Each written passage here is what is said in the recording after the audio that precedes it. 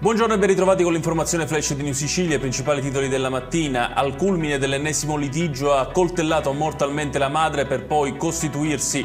È successo a Gela, nel quartiere Cantine Sociali. L'assassino è il 43enne Filippo Tinnirello.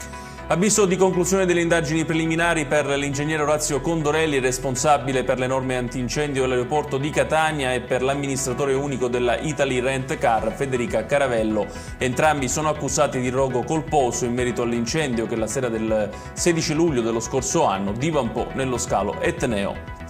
Si sono detti innocenti e hanno sostenuto che quella sera non ci fu alcuna violenza. 5 dei 6 imputati accusati dello stupro di gruppo avvenuto un anno fa al Foro Italico a Palermo. La prossima udienza è prevista il 27 settembre.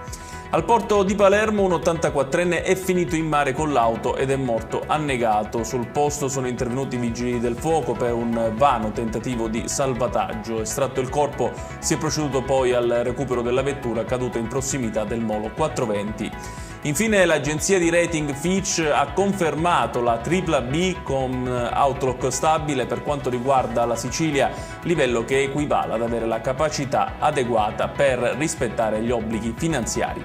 Ed è tutto per questa edizione. Tutti i dettagli su queste notizie li trovate come sempre sul nostro sito www.newsicilia.it. Grazie per averci seguito e arrivederci.